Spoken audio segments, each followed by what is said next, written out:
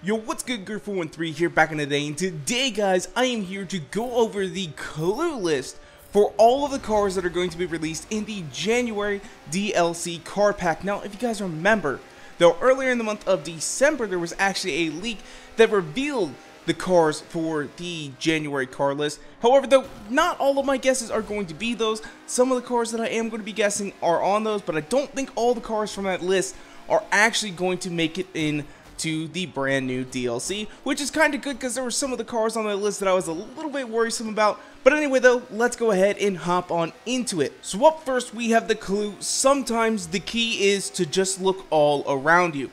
Now, key is the key, because if you say this really fast, sometimes the key is to look all around you. I honestly think that's kind of what they're getting at here. I think the key is that it's actually a Kia, not key is. So what I'm thinking is that this is going to be the Kia CEE''D, because, well, I mean, it was kind of revealed to already be in the game files. It's either that or it is going to be the brand new Stinger GTS.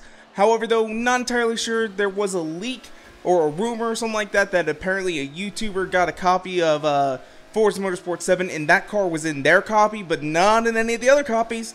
So there is a chance that it is either the Stinger GTS or the Kia CE''D. I am leaning more towards the CE''D because, well, I mean, why not, right? So coming in with clue number 2, we have not the ideal getaway car, but it did work famously. Now, what I'm thinking here is that it's going to have to be a getaway car that was relatively slow, because the ideal getaway car is going to be fast enough to outrun anything that stands in its way. So what about a really slow getaway car? Now, there were two options that I was thinking. I was thinking almost Spaceballs the movie with the Winnebago flying through the sky, but I don't think we're going to be getting a Winnebago in a racing game. So what I'm actually leaning more towards is going to be the Citroen 2CV, which was used as a getaway car in one of the James Bond films, For Your Eyes Only. So of course, it's a James Bond car. Everybody loves a James Bond car, which is why I am definitely leaning towards this as being the option for clue number 2. So coming in at clue number 3, we have Dustin Hoffman knows where the motor is. Do you? And honestly, this one was throwing me off a little bit, because originally I started thinking, well, it's probably going to be the Alfa Romeo 1600 Spider, which is the car that he drove in The Graduate, or maybe even a newer Alfa Romeo Spider, such as maybe a 4C Spider, or there was a concept Alfa Romeo Spider that actually ended up getting scrapped in favor of the SUV. And then I started going through the forum a little bit, and I noticed a lot of people were talking about one car in particular, being the Volkswagen Type 3. And it turns out that there's a really hilarious commercial, which I'll leave a link to down in the description below, as well, maybe it'll be popping up in the top right hand corner of your screen. But the Volkswagen Type 3, in 1967, Dustin Hoffman did a commercial for Volkswagen where in it he couldn't find the motor. You know, he goes up to the front of the car and he lifts up the front and he says, nope, no motor here. So what Volkswagen has done is they come around to the back and they put the motor in, and he lifts the trunk up. There's no motor.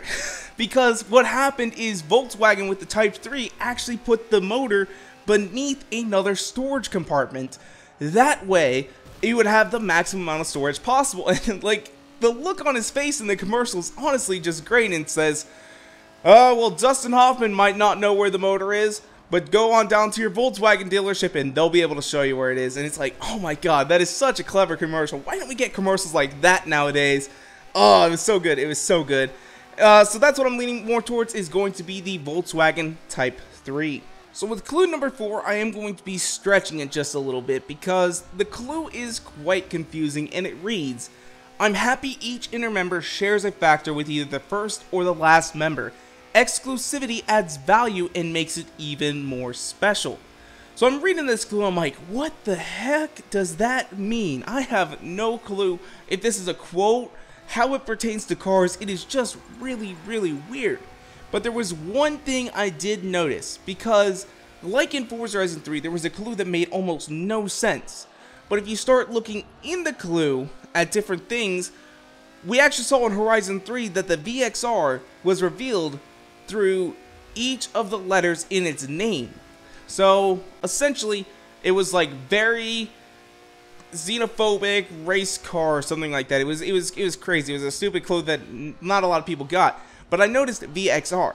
Now in this one I see Inner Member Shares A, which is IMSA, which is a racing series, which again, I am really stretching this here, but there was a car revealed in the leak, as I was mentioning earlier with another one of our cars, that raced at IMSA.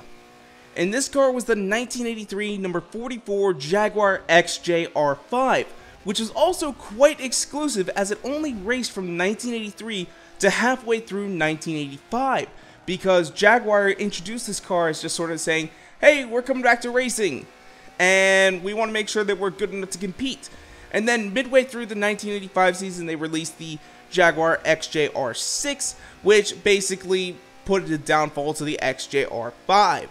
Now, with the XJR race cars, 12 different models were raced between 1983 and 1981. So over 8 years, 12 different models competed, which is crazy to think about, because that's like a new model every, I don't know, not even once a season. Like, I mean, you're introducing a new model partway through other seasons. I really can't do the math off the top of my head right here, but that is just crazy, which means that this car is going to be quite exclusive no matter which model you actually find, as they never actually stuck with one and just rolled with it. So clue number 5 has got me a little bit excited, because it reads like this: the Tokyo skyline is such a glorious thing, I wish I could go back and see it.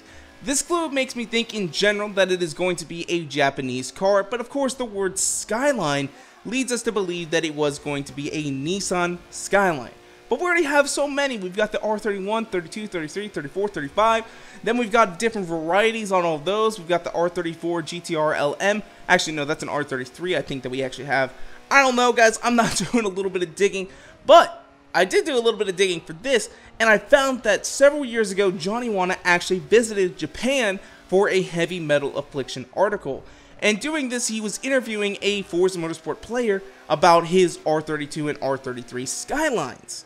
But there was another Skyline mentioned in the article, just very briefly on a picture, and that was the G37.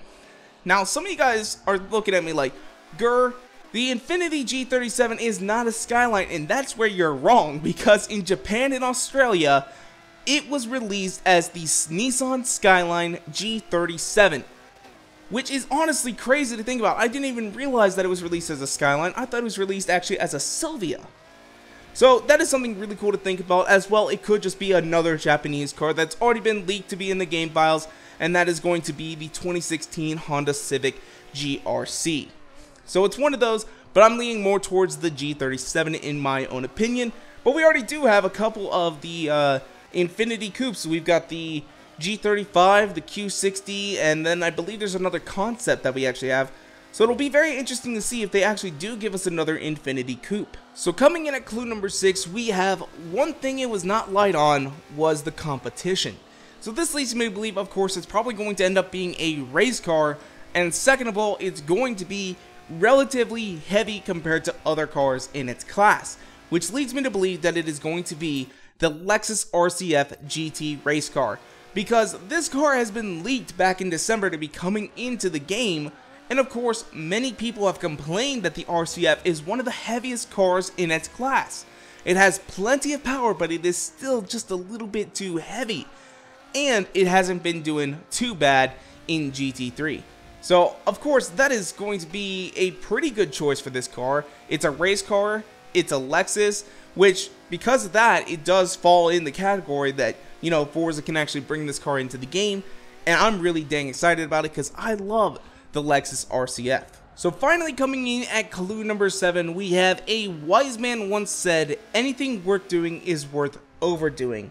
And I'm really going to be stretching this one, as this quote dates all the way back to 1895, but has re-emerged recently as spoken in the movie Lone Survivor. Now, one car that was leaked to be coming into the game was an unknown Fallout car known as the 2077 Fallout Adam, and of course the main character in Fallout 3 is known as the Lone Wanderer, and the main character in Fallout 4 is the Sole Survivor. Combine them together and boom, you have the lone survivor. I told you guys I was going to start that one, but this car has been leaked to be in the game data. Nobody knows what the 2077 Fallout Atom is, and this wouldn't be the first time that Forza put a car from the Fallout series in the game, as we did receive a car back in Forza Motorsport 6 that was also from Fallout 4. But the question is, why are they putting in a brand new Fallout car in the game? Is it because maybe it's tying in with Fallout VR over on the PlayStation? I don't know, but it is going to be kind of cool to see if this guesses right. Otherwise, I have no idea what it could be. Of course, it could also be a big, massive, extremely powerful car such as the Bugatti Chiron. But one of my friends told me if I mention the Bugatti Chiron in another video, he's going to murder me. So anyway, though, I think that's where we're going to go and wrap it up for today. If you guys want to, you can follow me on Twitter and Instagram at twitter.com/Square413 and Instagram.com/Square413. And as well, if you guys like this video, go and make sure to hit that like button down below for us, because you guys already know your support is so greatly appreciated. And make sure to subscribe for more videos coming out all the time. Thank you guys so much for watching. Peace out.